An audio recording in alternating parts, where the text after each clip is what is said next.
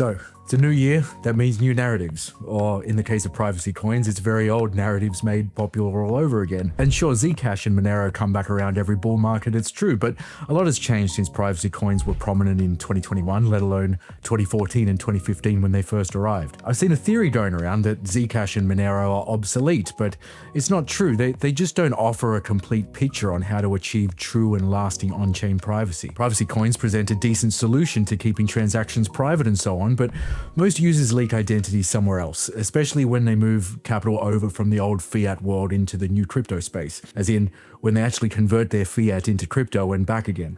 I have a theory.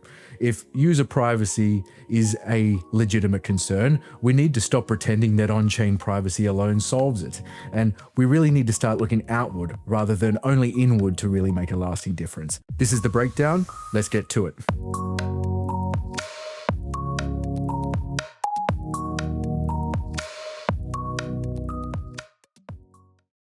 Nothing said on The Breakdown is a recommendation to buy or sell securities or tokens. This podcast is for informational purposes only, and any views expressed by anyone on the show are opinions, not financial advice. Hosts and guests may hold positions in the company's funds or projects discussed. First, let's look at what people are saying about the privacy narrative for crypto in 2026. Maelstrom CIO and Perps pioneer Arthur Hayes predicted that this year's dominant narrative will surround privacy. Zcash will become the privacy beta, and we're already long ahead of that at excellent prices obtained in the third quarter of 2025.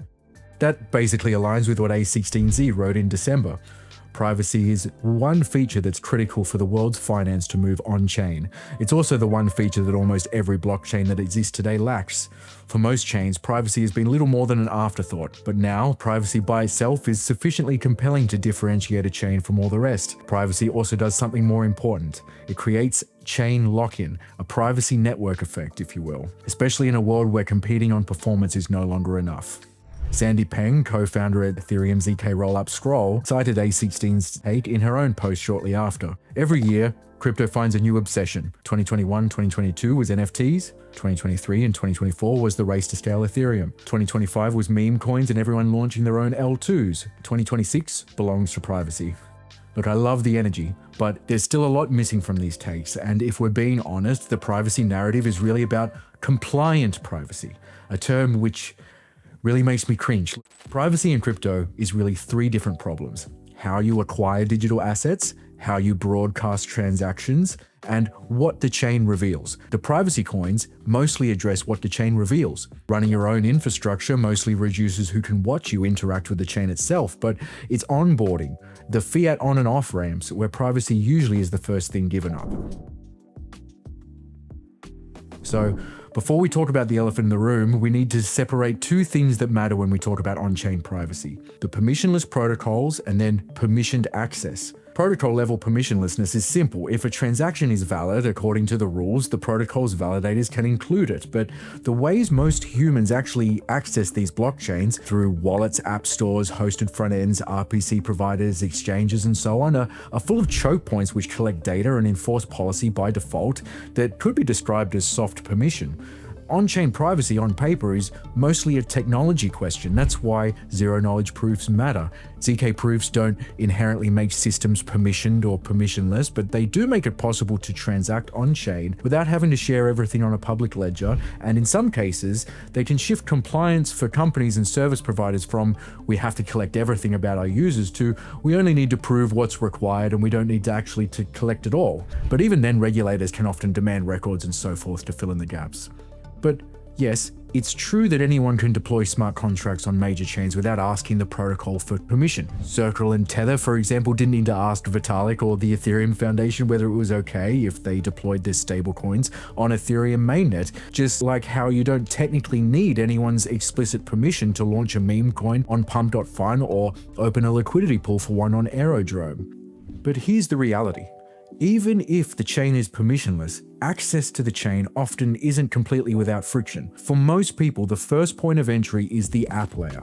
Wallets, DEX UIs, games, social apps. Apps are how regular people onboard into crypto. The app layer is a double-edged sword. It makes crypto usable, but it also becomes a filter. That's why apps tend to geo-block sanctioned jurisdictions, and sometimes even the UK and the US, or specific US states like New York and Washington, depending on the app and its risk appetite. Not because the chain requires it, but because the distribution layer is forced into compliance. Debating whether apps should be permissionless is a non-starter. Consumer apps with real users can't ignore laws forever, and the most obvious symbol of that is the whole terms and conditions ritual. We click agree, we accept the rules, we accept that the company can refuse service, collect personal data about me and who I transact with, and so on. You may not ever actually read the terms and conditions, but you are implicitly agreeing to whatever is in them in return for permission to use the app. If you are a user living in a heavily sanctioned country who arguably could benefit from crypto more than most people around the world, the company that built the app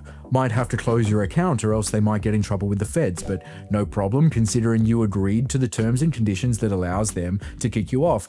You have no recourse because you violated the agreed upon terms and conditions. From the developer's perspective, they are expected to block you. And okay, in theory, it doesn't really matter if the app layer comes with its own soft filters.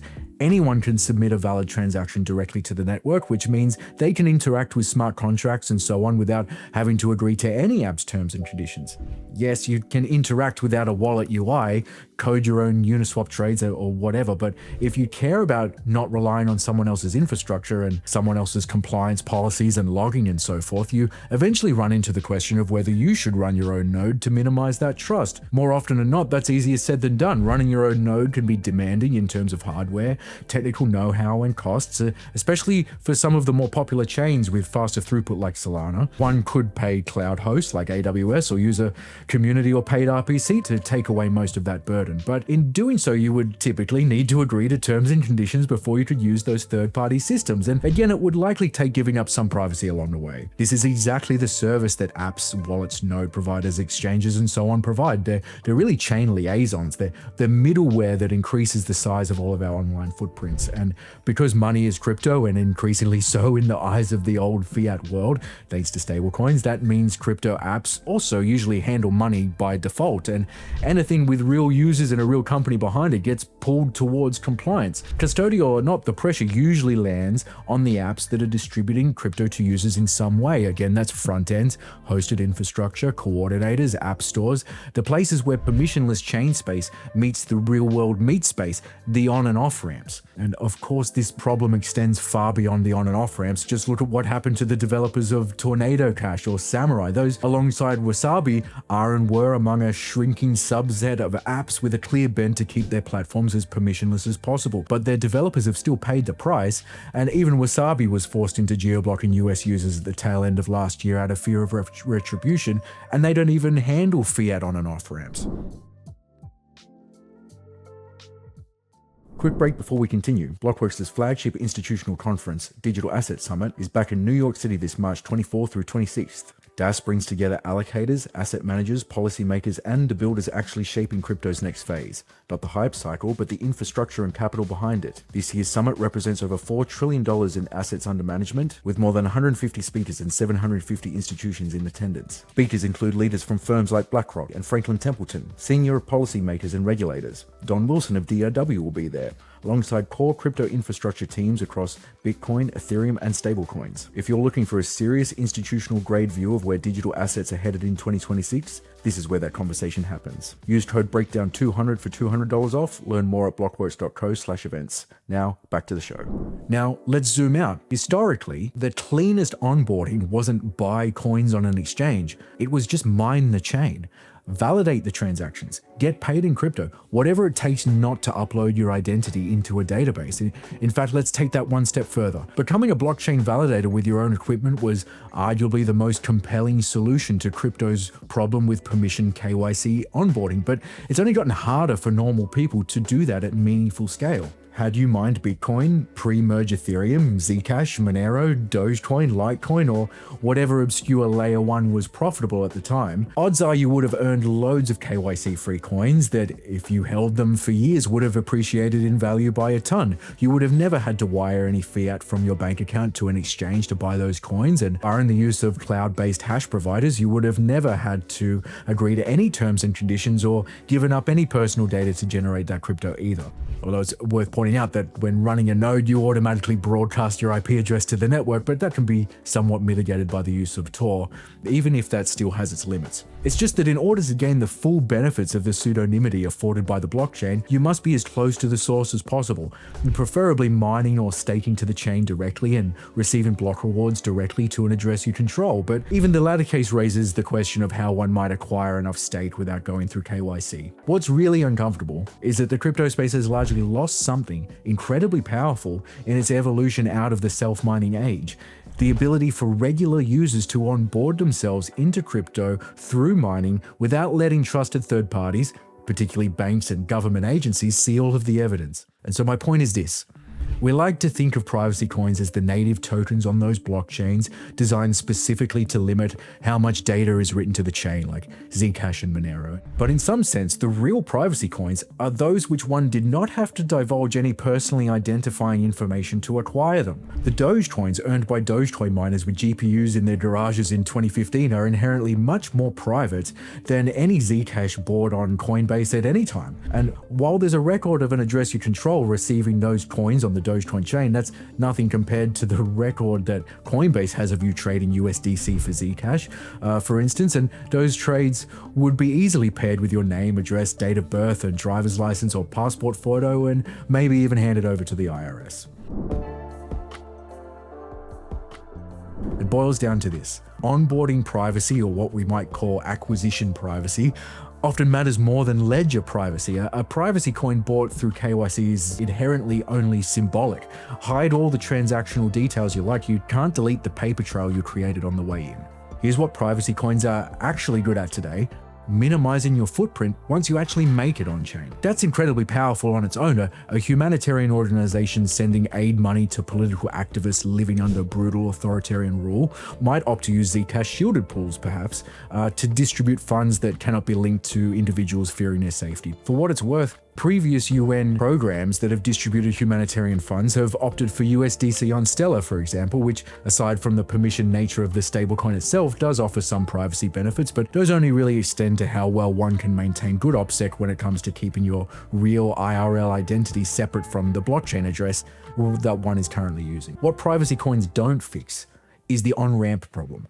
Most users still enter through permissioned funnels. It's crypto exchanges, banks, KYC stablecoins, and as stablecoins become the default unit of account, that funnel becomes even more obvious. But critically, as the ability to enter the crypto space without KYC has been eroded for most mainstream users, it was inevitable that the development of privacy tools in the blockchain space would move towards maintaining privacy within walled gardens, even though it's looking like those walled gardens will be on permissionless rails. But the idea out there right now is to build a safe space for the largest financial institutions in the world to use digital assets for profit, while keeping in line with traditional compliance measures and without compromising their own positions to potential counterparties due to the transparent nature of the chains themselves, because transparency is a competitive liability when you're handling trillions of dollars. In and of itself, this is a worthy pursuit, and development in that arena should continue, because more than likely it will result in much more robust privacy controls for the broader crypto ecosystem.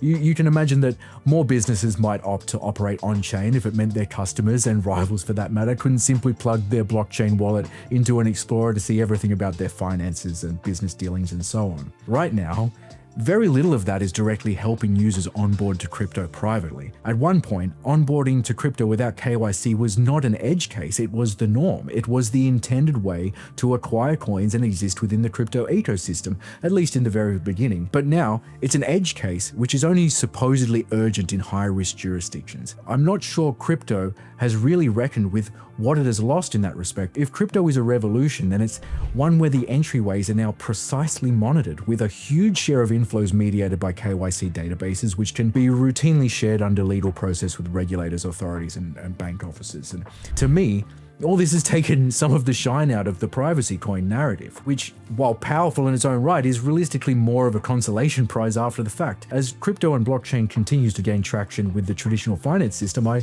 would expect that the privacy narrative will need to break out of the crypto space and take up the fight within the banking system itself. It's not enough that blockchains are private.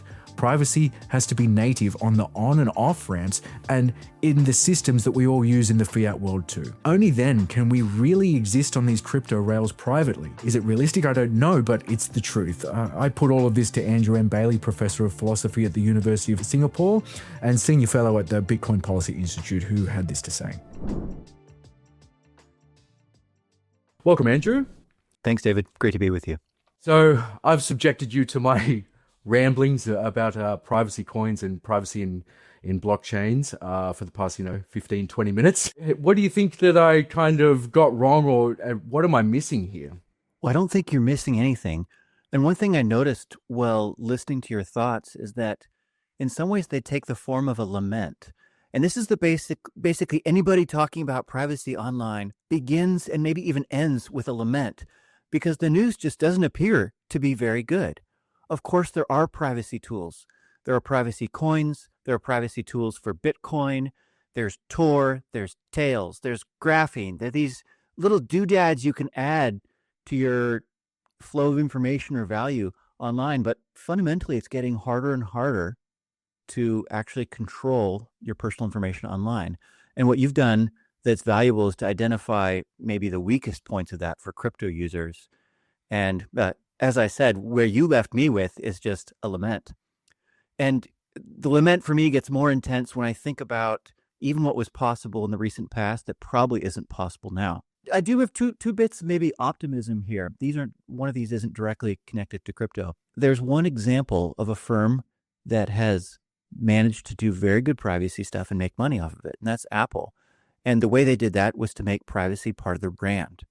Explicitly in marketing, and top to bottom, iOS was redesigned for privacy ends and iCloud services as well. And Apple has well advertised that and published enough of their specs that there's some certainty that what they say about privacy assurances is true. So they found a way to make money on this and to market it, and people like it. You wouldn't see those ads continue if there hadn't been some success, I suspect, for a firm as big and successful as Apple. Now, here's another smaller example, and this is specific to crypto, a way to make privacy work and to get people to use it. It's this little device called cross-input signature aggregation, where multiple inputs in a Bitcoin transaction cross-aggregate or combine their signatures and collaboratively form a transaction from different users. And it's actually a smaller on-chain footprint for the signature, which means fees are lower. And this is how you get people to start entering these little mini privacy pools, is if it's cheaper to do so. Now, Bitcoin needs a fork to really get this going. As usual, privacy stuff on Bitcoin is really hard to get any real assurances. But this is a nice little model of the way to make it work is to either make it profitable, in the case of Apple's case, it's part of the brand, or to make it profitable, or for the consumer, cheaper, to actually have better privacy. So if you want to extract some hopeful thoughts out of me, those are the directions that I would go, either in the big tech side or in the crypto side. Can I just add one more thing that sucks? I'm more in the Bitcoin world than the crypto world. And for Bitcoiners, it's worse. If we're committed somehow to Bitcoin, whether for network effects reasons or ideological reasons or just years in the community, or you think that ICOs are scams and so you won't ever touch anything on Ethereum, or whatever your reasons are, well, you've painted yourself into a corner when it comes to privacy.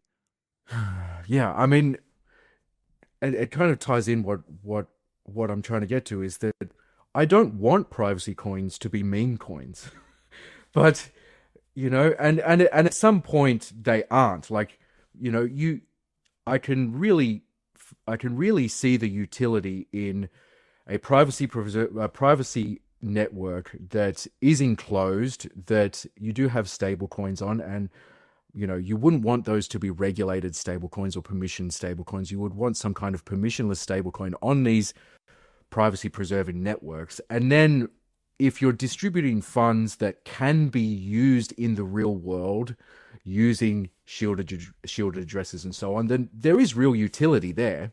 That's very different from what the market is pricing them in, That's right. because you know, if the price is to reflect that real world utility, I would wonder how much of that real world use case is actually being done on those networks in their current form, even though there is the possibility to use them for those use cases. But the way that the market is showing us is that there is hype around this narrative, so we are buying the hype on that narrative, but there is a very clear disconnect between the utility and what the hype wants. That's right. I think we have a fairly straightforward way of measuring the distance between the hype and the reality, and that is the ratio of T to Z addresses in actual Zcash transactions.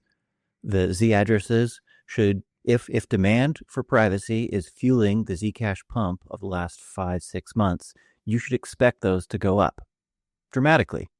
Last time I checked, not the case. It hurts. Which just plays into your worry that this is fundamentally a meme coin. Yeah. When I think of Monero as different, both in the kind of community that it has, the actual uses that it commands, and also its history, because it doesn't have the ECC stuff, the developer tax, the kind of stuff that makes people feel that Zcash might be a little bit scammy or meme coinish rather than fundamentally useful. I think Monero is quite different, in fact, for those reasons. And I just want to also touch on quickly before we round up, like this idea of like KYC free coins and mineable chains being the best way through that. And I know that because at some stage, if we really unpack this conversation, you know, and we are saying that yes, I would love more ways to mine valuable coins directly using my own infrastructure, using my own miners, that essentially we do want more layer ones to launch, even though there might not be as much demand for them, just in order to extract value from their launch. And so it gets very squirrely at some point. And obviously, we are never going to return to a world where it makes sense for everybody to run miners in their house for Bitcoin. And since the merge, Ethereum can't do that anymore. You know, is this like boomer talk? Is this like, well, it was better back in the day? Or is this an actual tangible thing that, you know, I keep saying the crypto space, but just, you know, that we have all lost over the past 10 years? Is there any way to get it back? A lot of Monero people would disagree when it comes to Monero in particular because of the way mining works, that it's still possible to mine without ASICs or GPUs. I forget what they call it. The way the algorithm moves around basically makes it ASIC resistant. And so it's still possible to mine on cheap gear. So I'm not a Monero pumper or anything, but I got to give credit where it's due. That is a serious technical innovation. I mean, it's an old one, but it's an important piece of technical machinery that does make that little bit of the dream still alive for that chain, at least. And I've seen other privacy chains try to replicate this, Ironfish, for example. And one of the big things that they pumped when doing the launch was that you can mine this at home on your PC. And last I checked, that project was moribund, and it was unfortunately just another meme coin. But my Monero positive suggestions here have been informed by the people I know who need privacy the most, and they often have a dual setup. They're at heart Bitcoin maxis. They'd rather stick to Bitcoin only. They know that they can't, and so they spend with Monero and save in Bitcoin and use atomic swaps to move between them. So they'll acquire one or the other however they can, swap it to Monero when needing to spend, and keep the stuff in deep cold storage for long-term savings in Bitcoin, and worry mostly about privacy only when moving between those two. And thanks to atomic swaps, that's now much easier and more secure and less trust requiring than it was several years ago. So that's good news. And you don't have to have a command line to do the atomic swaps anymore. So that's nice too. We started this conversation quite pessimistic, but actually it does reassure me. Well, there's a model here. So you could see how the model might work even at scale, that you have this smaller chain that has dedicated purpose and crazy users who use their thing to buy drugs and guns and prostitutes online and whatever. That's Monero. And then you have something that has on and off ramps and that maybe pumps more and dumps more, is more volatile. Maybe it'll have other properties too. That would be Bitcoin, that is highly liquid, that's a truly international, geopolitically relevant asset. And as long as there are these permissionless bridges between them that are trust reduced, then there is a viable two-tier model there that Yes. In the real world, the people who need to use it do in fact use things along those lines. So all we need to hope for is that once, this matter of securities laws and market structure bills has been settled, that all of a sudden the Eye of Sauron does not just pour its way over the privacy tools that we still have that are still being used. It feels like ultimately that would be the deciding factor. That's right. And the price of liberty is eternal vigilance. And though Bitcoin is robust and decentralized, it is by no means obvious that it'll stay that way and that it won't someday, for example, fork between roughly the coin that is controlled by corpo suits that does not allow you, that has all sorts of blocking, and Coinbase won't let you deposit UTXOs that have ever touched anything that's ever touched a swap service, versus Freedom Bitcoin, on the other hand, this kind of nightmare scenario where there's a corporate or governance takeover and a fork, which is economically beneficial to stay on the corpo side. That's the scary part. This is by no means impossible. It totally could happen, and vigilance and attention to this is the only way to stop it. You got to run a node. You got to pay attention. Thank you for your time, Andrew. Thank you so much. Hopefully we'll have you back on the breakdown soon. My pleasure.